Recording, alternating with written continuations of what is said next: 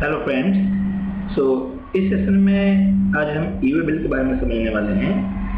ई way bill का मतलब यह है कि जैसे ही कोई भी गुड्स ट्रक के साथ सप्लायर के गोडाउन से बाहर निकलता है, सप्लायर को उसको एक बिल देना पड़ता है जिसे ई वे बिल कहा जाता है। बिना ई वे बिल के ट्रांसपोर्टर या कोई भी लॉरी गुड्स को सप्लायर के लोकेशन से लेकर बाहर नहीं निकल सकती है। आइए देखते हैं ई वे बिल क्या होता है। E-way bill is an electronic way bill of movement of goods which can be generated by supplier or transporter under GSTN. A movement of goods of more than rupees 50,000 in value cannot be made by a registered person without an E-way bill. It means कि supplier या transporter दोनों वो e-way bill pass कर सकते हैं।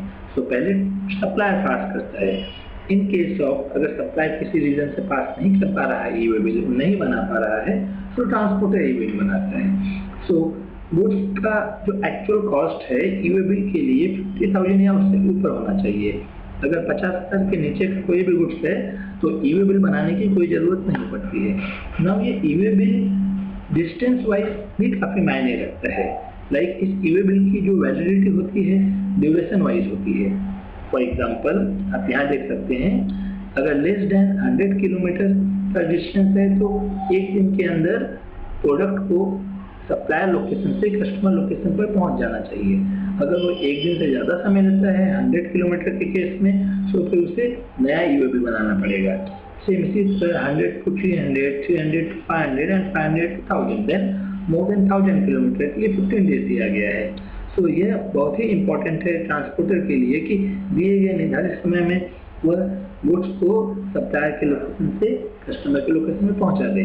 आज के समय में अगर मैं बात करूंगा तो ड्यूरेशन का जो ये वैलिडिटी है यह नहीं है। नाउ अभी ई वे बिल एग्जैक्टली वर्क कैसे करता है, बनाते हैं गुड्स से, अगर सप्लायर उसको बनाता है तो क्या उस स्पेसिफिक फॉर्म बनना पड़ता है, उसे क्या डिटेल बननी पड़ती है, वो हम देखते हैं।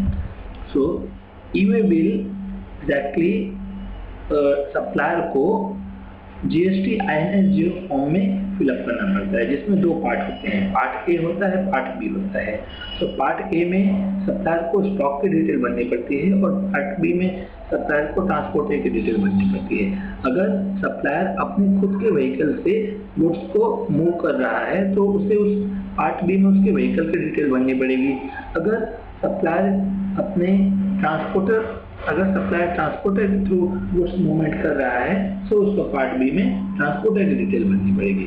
Part B based on the supplier vehicle या based on the transporter detail change कर सकता है। आगे बढ़ते हैं। नाउ सेम है, वही चीज है। नाउ जैसे ये डिटेल फिल कर दी जाती है, ऑटोमेटिक ई वे बिल जनरेट हो जाता है।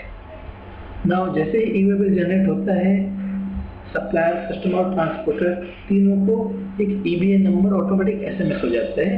ये सारी एक्टिविटी GSTN सर्वर से होती है। नाउ जैसे ही सप्लायर ने ई वे बिल बनाया, कस्टमर के पास ई वे बिल की रिक्वेस्ट आती है, कस्टमर उसे एक्सेप्ट करता है, तो ऑटोमेटिक EBA नंबर क्रिएट हो जाता है।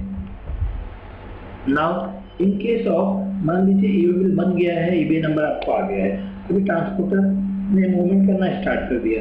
बीच में किसी भी एक रीजन से अगर गाड़ी खराब हो गई, कोई एक्सीडेंट हो गया, बिकॉज ऑफ एनी रीजन अगर ट्रांसपोर्टर को व्हीकल चेंज करना पड़ता है तो फिर उसे नए व्हीकल के लिए नया ई वे बिल बनाना पड़ेगा।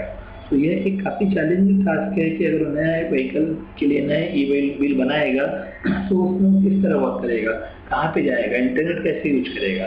इसके लिए गवर्नमेंट ने यह भी उसको प्रोविजन दिया है कि ई वे बिल वो SMS से भी क्रिएट कर सकता है। कहने का मतलब ये है कि ई वे बिल बाया SMS भी क्रिएट किया जा सकता है, जो सप्लायर एंड ट्रांसपोर्टर दोनों के लिए बहुत ही ज्यादा हेल्पफुल है। एक बार गुड्स कस्टमर के पास अगर पहुंच गया तो कस्टमर को उसे विदिन 72 आवर्स ऑथेंटिकेट करना पड़ता है। इट मीन्स उसको जब वो ऑथेंटिकेट करेगा तो उसकी इंफॉर्मेशन GSTN सर्वर पे जाएगी और वो अपडेट होगी। अगर मान लीजिए वो 72 आवर्स के बाद उसको एक्सेप्ट नहीं करता है तो यह मान लिया जाएगा कि प्रोडक्ट कस्टमर के पास पहुंच चुका है और कस्टमर ने उसे स्वीकार कर लिया है। अगर 72 आवर्स के बाद वह स्वीकार करता है या 72 आवर्स के बाद कोई प्रॉब्लम आता है और कस्टमर ने स्वीकार नहीं किया है, तो फिर उसकी प्रॉब्लम को मान्य नहीं किया जाएगा। अब हम एक ग्राफिकल रिप्रेजेंटेशन के थ्रू ये समझते हैं कि ई-वे बिल काम कैसे करता है। So suppose there is a state of Maharashtra जिसमें गणेश मैन्युफैक्चरिंग सप्लायर है। नाउ इसका ट्रांसपोर्टर है क्विकर ट्रांसपोर्टर। नाउ यह गुड्स को सेंड कर रहा है क्विकर ट्रांसपोर्टर के थ्रू कर्नाटका में सीटर ट्रेडर के पास। नाउ सबसे पहले गणेश ने GST INS 01 फॉर्म फिलअप किया, जिसमें पार्ट ए में उसने स्टॉक की डिटेल डाली और पार्ट बी में उसने ट्रांसपोर्टर की डिटेल डाली। नाउ जैसे ही उसने डिटेल डाला और GST आंसर पे रिक्वेस्ट भेजा तो ऑटोमेटिक ई-वे बिल बन गया। नाउ जैसे ही ई-वे बिल बनता है EBN नंबर जनरेट हो जाता है। अब यह EBN नंबर 3 पार्ट में डिवाइड होता है और एक सप्लायर को जाता है, एक ट्रांसपोर्टर को जाता है और एक कस्टमर को जाएगा, like Ganesh manufacturing, Quicker transporter and सीटर ट्रेडर।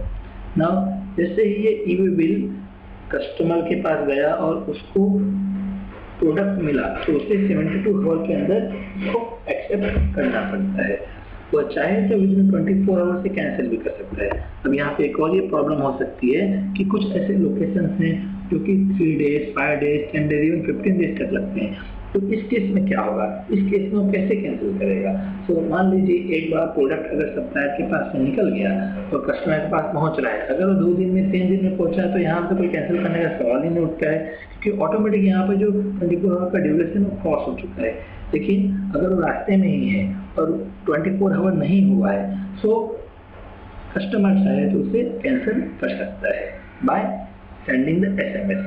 सो इट मीन्स कि ई-वे बिल जैसे जनरेट किए जा सकते हैं SMS के थ्रू, वैसे SMS के थ्रू कैंसिल भी किए जा सकते हैं। सो मुझे लग रहा है कि अभी आपको कॉन्सेप्ट पूरी तरह से समझ में आ गया होगा ई-वे बिल क्या है। So if you like this video so please इसे लाइक कीजिए, सब्सक्राइब कीजिए और इसे डेफिनेटली आई थिंक आपको पसंद आया होगा। आगे चल के मैं और अच्छे वीडियो लाता रहूँगा। तब तक के लिए